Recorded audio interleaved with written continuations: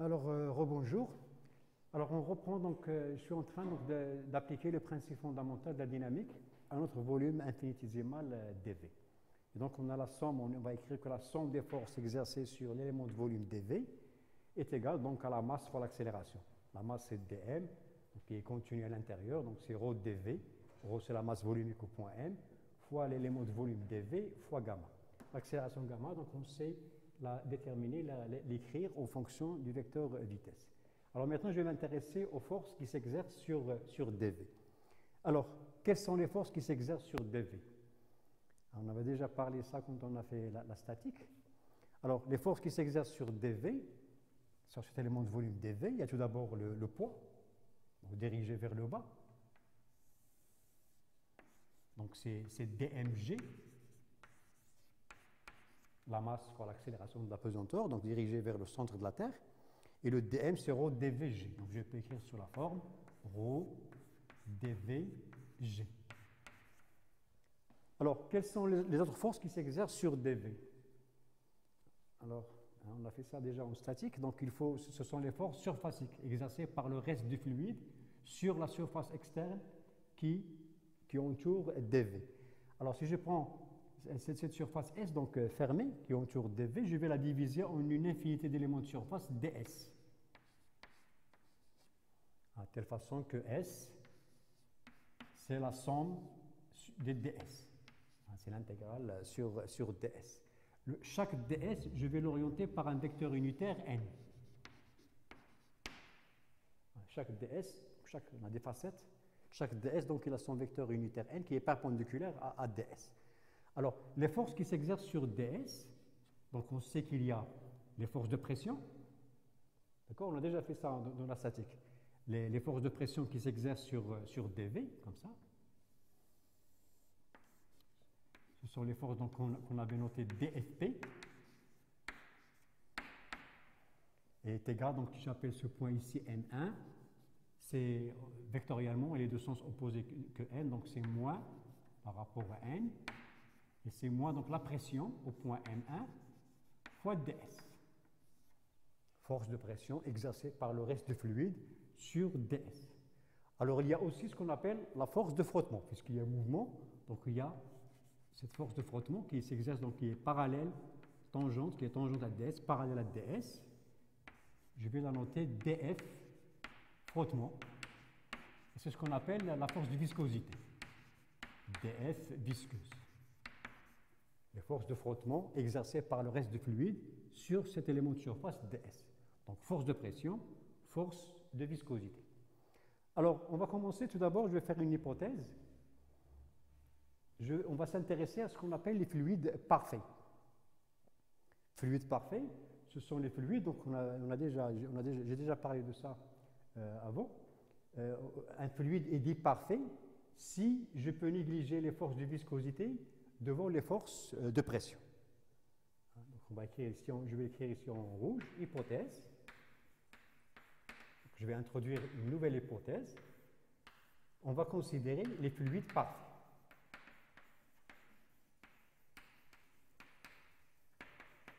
Fluide parfait, un fluide est dit parfait si on néglige les forces de viscosité devant les forces de pression.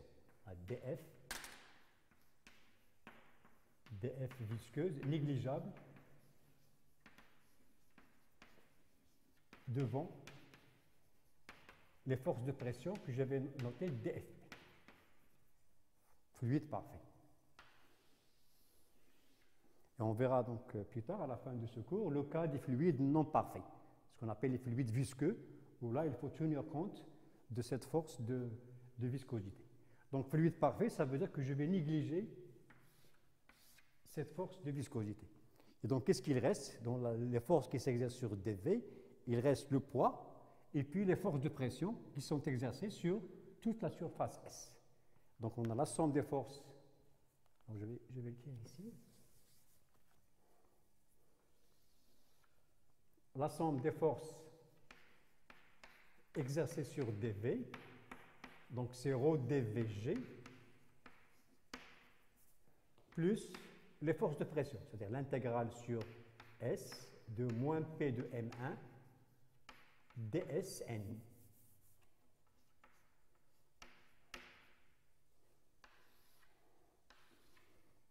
Principe fondamental de la dynamique, on va écrire que ça est égal à dm fois l'accélération. D'accord? Fluide parfait. Donc, hypothèse importante, on considère que le fluide il est parfait. Bien sûr, à ne pas confondre avec un gaz parfait. C'est autre chose. Un gaz parfait, c'est autre chose. Fluide parfait, c'est quand on néglige les forces de viscosité devant les forces de pression. Alors maintenant, on va écrire donc ces forces. On va les projeter par rapport à x1, x2, x3. Surtout, il faut calculer cette intégrale-là. Et puis, on va écrire donc le principe fondamental, m fois l'accélération, dm fois l'accélération, est égal à ces forces. Alors, je vous rappelle une chose qu'on a faite en statique, alors je vais effacer là.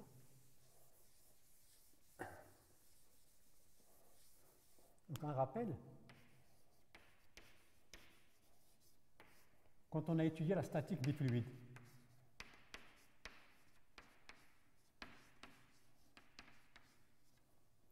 la statique des fluides, ça veut dire un fluide au repos, et on avait écrit que la somme des forces qui s'exercent sur dv égale à 0.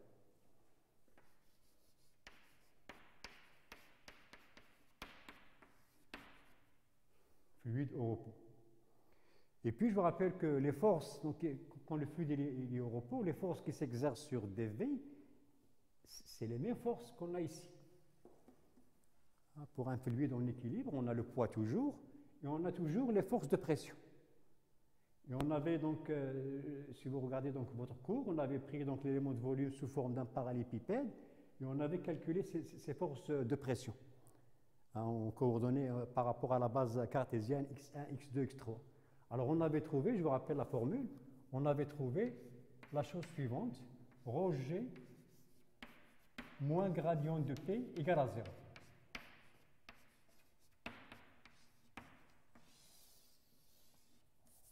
Vous regardez donc votre cours sur la statique des fluides.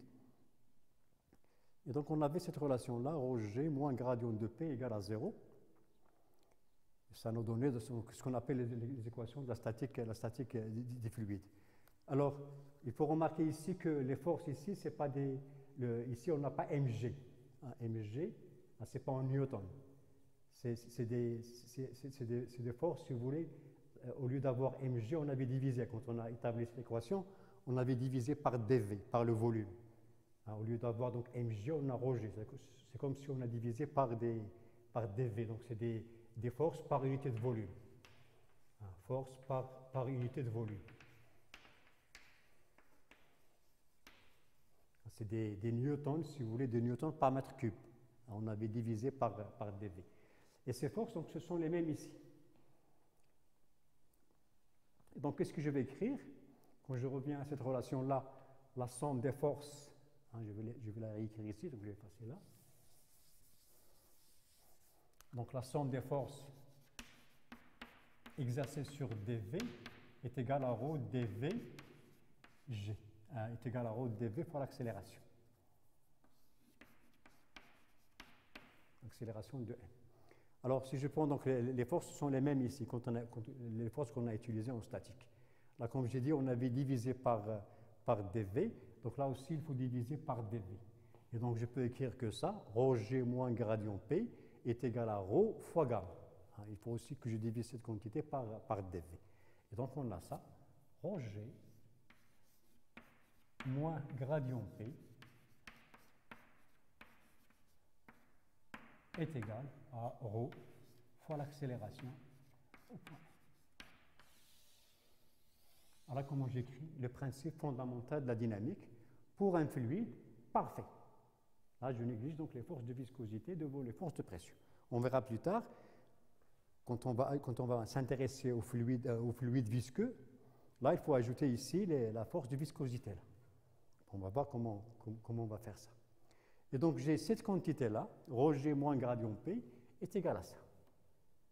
Voilà, et donc, on a ces trois relations, cette relation vectorielle, si vous voulez.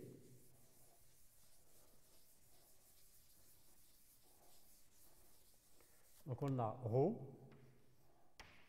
d rond de V par rapport à T, plus gradient de V, la matrice gradient, fois V est égal à rho G moins gradient P, la pression.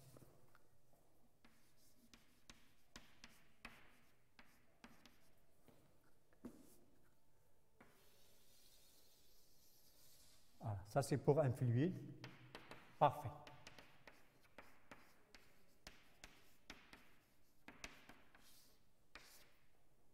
C'est-à-dire on néglige les forces de viscosité ou les forces de frottement devant les forces de pression. Alors ces équations, c'est ce qu'on appelle les équations d'Euler. Appelées équations d'Euler.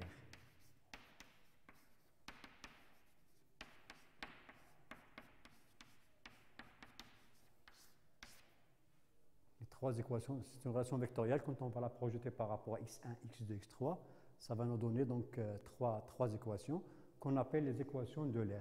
Donc les équations d'Euler, ce sont les équations qui régissent l'écoulement d'un fluide parfait. Quand on va introduire la viscosité, les forces de viscosité, on va obtenir ce qu'on appelle les équations de Navier-Stokes. Ce sera la même équation ici, mais on va ajouter ici avec les forces, la force de viscosité, la force de frottement.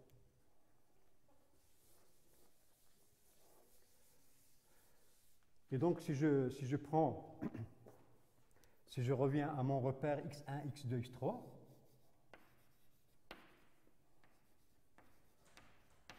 alors x2 perpendiculaire au plan du tableau, avec donc les composantes de V qui sont V1, V2, V3. Alors on a donc les équations suivantes. Alors, je vais passer là.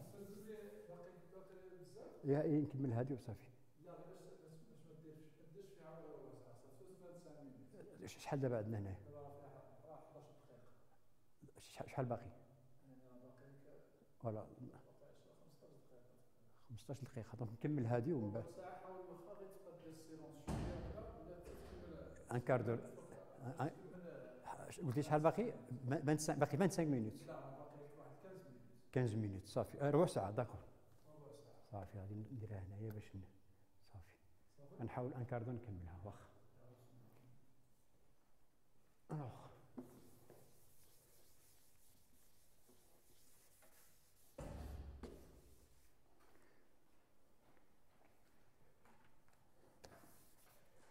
Donc je vais reprendre donc mon repère orthonormé direct x1, x2, x3. Je vais choisir x3 dirigé vers le haut. Voilà, j'ai donc on a un point M. J'ai ce vecteur vitesse V qui a trois composantes. Et au point M, j'ai la pression P, donc qui dépend de T, x1, x2, x3. Et j'ai la masse volumique qui dépend de T, x1, x2, x3. La même chose pour les trois composantes de la vitesse. Ils dépendent de T et des coordonnées du point où je calcule cette composante. V2 la même chose, V3 la même chose. Donc, comme j'ai dit, donc, il y a toujours une relation entre P et ρ. Pour un fluide incompressible, ρ est une constante. Si le fluide il est compressible, j'ai une relation entre ρ et P. Et donc, au total, on a 4 inconnus. V1, V2, V3 et P.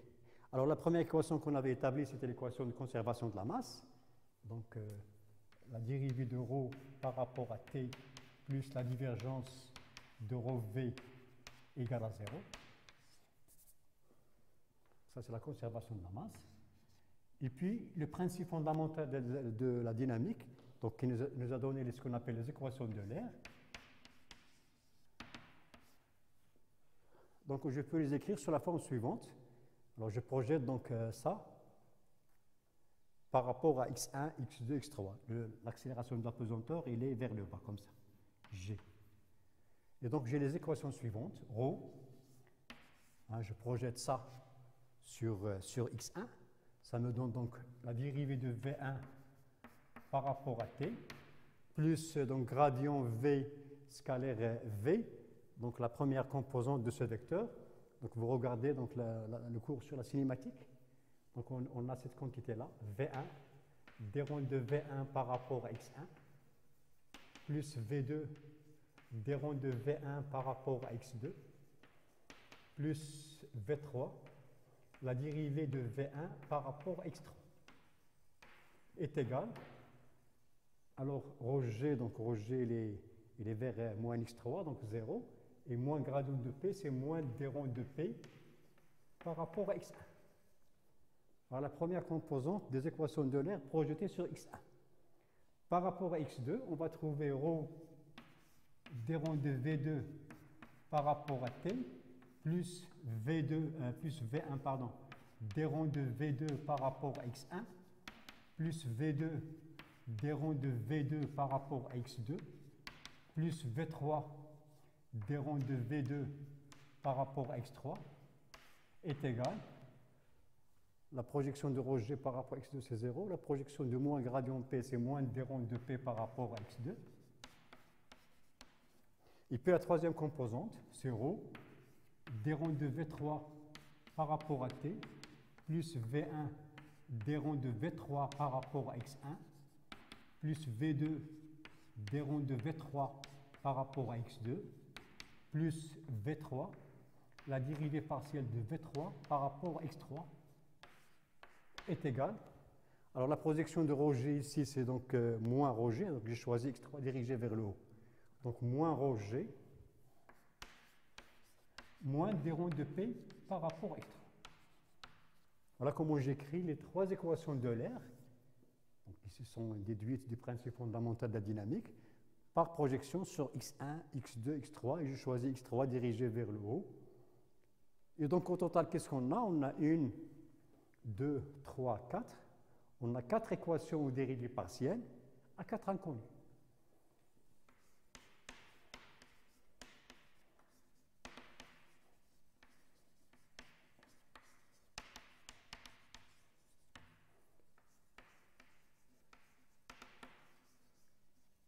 À 4 inconnus.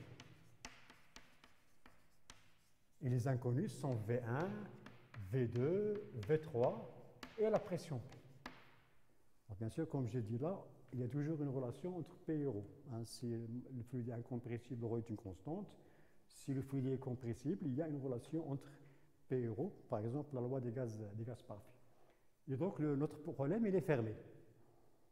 Donc je peux, à partir de ces 4 équations, celle-là, je peux aussi l'écrire sur la forme, si vous voulez, sous forme développée, la dérivée de ρ par rapport à t, plus la dérivée de ρ V1 par rapport à x1, plus la dérivée de ρ V2 par rapport à x2, plus la dérivée de ρ V3 par rapport à x3, égale à 0. 4 équations aux dérivées partielles à 4 inconnus. Alors bien sûr, ce sont des équations aux dérivées partielles, donc quand on va les résoudre, on va intégrer. Et quand on intègre, il y a toujours des constantes d'intégration. On va intégrer par exemple par rapport au temps. Donc il y aura une constante d'intégration du temps par rapport au temps. On va intégrer par rapport à l'espace, et donc on aura des constantes d'intégration.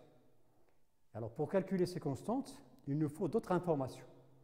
Alors ces informations, c'est ce qu'on appelle les conditions initiales et les conditions limites. Donc obligatoirement, je dois connaître l'état de l'écoulement à l'instant initial, à t égale à 0. Je dois avoir des informations sur ρ, sur P, sur les composants de la vitesse. Et aussi, il y a aussi ce qu'on appelle les conditions limites, c'est-à-dire il faut avoir des informations sur la vitesse et sur la pression, sur le contour extérieur du domaine de l'écoulement. Donc à ces 4 équations, on ajoute, alors je vais l'écrire ici,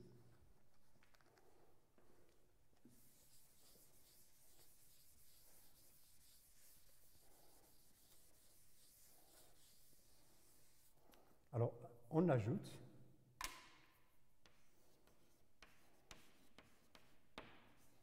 à ces équations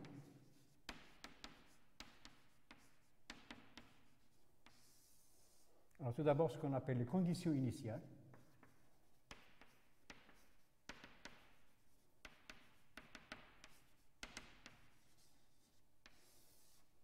C'est-à-dire que je dois obligatoirement avoir des informations sur ces grandeurs, les vitesses et la pression, à t égale à 0. Ces conditions initiales, on les note comme ça, CI. Obligatoirement, c'est pour pouvoir calculer les constantes d'intégration. Plus ce qu'on appelle les conditions limites.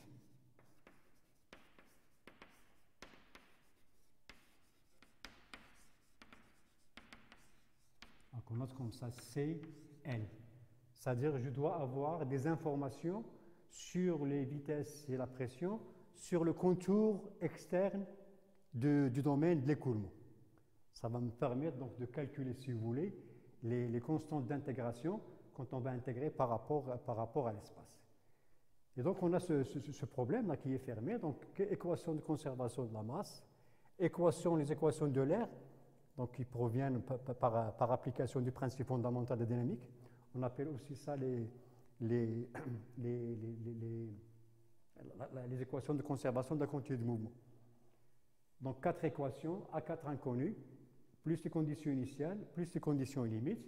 Et donc si j'ai tout ça, je peux intégrer, bon, si c'est possible, intégrer ce système et je peux donc calculer V1, V2, V3 et la pression à chaque instant T et en tout point de l'écoulement, en tout point donc du domaine de l'écoulement, enfin à l'intérieur du domaine de l'écoulement. La seule hypothèse ici qu'on a faite, c'est que le fluide il est parfait.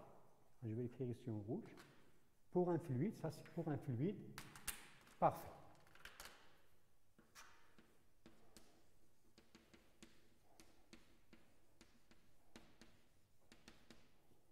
Fluide parfait. C'est-à-dire un fluide, un écoulement dans lequel on néglige les forces de viscosité, les forces de frottement si vous voulez, devant les forces de pression. Alors pour un fluide visqueux, comme j'ai dit, pour un fluide visqueux, on va ajouter ici avec les forces extérieures ce qu'on appelle les forces de viscosité. Ça sera ce qu'on appelle les équations de Navier-Stokes. Donc ça, c'est les équations de l'air. D'accord? Alors une dernière remarque. Alors, je vais effacer là, par exemple.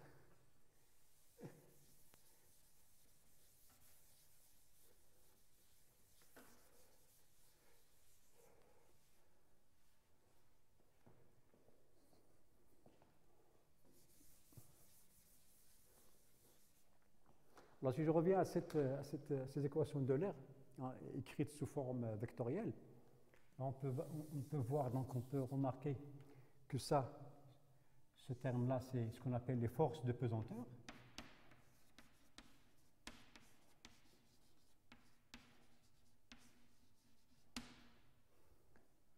C'est le poids. Le gradient P, ça concerne ce qu'on appelle les forces de pression.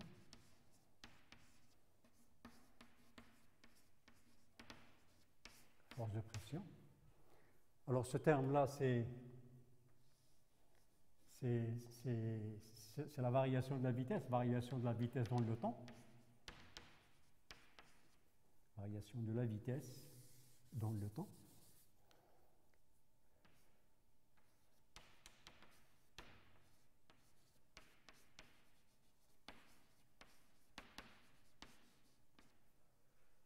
Alors ce terme-là qui reste ici, avec le rho, ce terme-là, alors on peut l'interpréter comme étant ce qu'on appelle une force d'inertie, ou bien une force de convection. Ce terme-là, on peut l'interpréter comme étant des forces, ce qu'on appelle les forces d'inertie, ou forces de convection. Force de convection.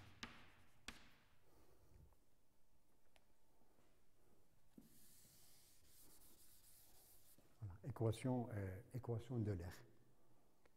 Alors bien sûr, ces équations de l'air, donc ils sont, comme j'ai dit, sont valables pour un fluide dit parfait. Quand le fluide est visqueux, on va ajouter ici les forces de viscosité, les forces de frottement.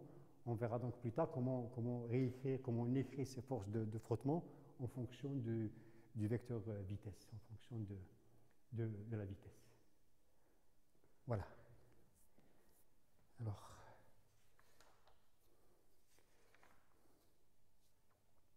bon, je crois que je vais m'arrêter ici et puis on va reprendre tout de suite après donc, la suite de ce cours-là.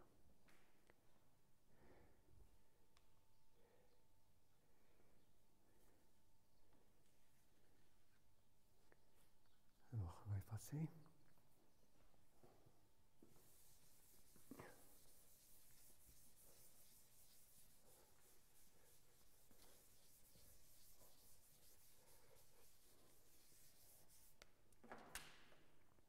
Alors, bien sûr, bon, avant de terminer, donc une petite remarque. Alors, si le fluide il est incompressible,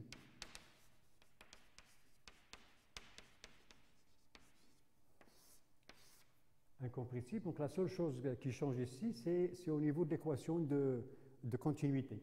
Donc, on aura divergence de V égale à 0. Voilà. Et les équations de l'air restent les mêmes. L'air, donc c'est ρ d rond de V par rapport à T, plus gradient, matrice gradient V, V, est égal à rho G moins gradient T. Voilà.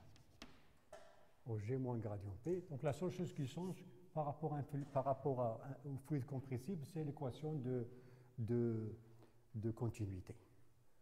Voilà, et donc on a toujours donc 4 équations de dérivée partielle à 4 inconnues. Voilà, donc je m'arrête ici et puis on va reprendre tout à l'heure pour la suite.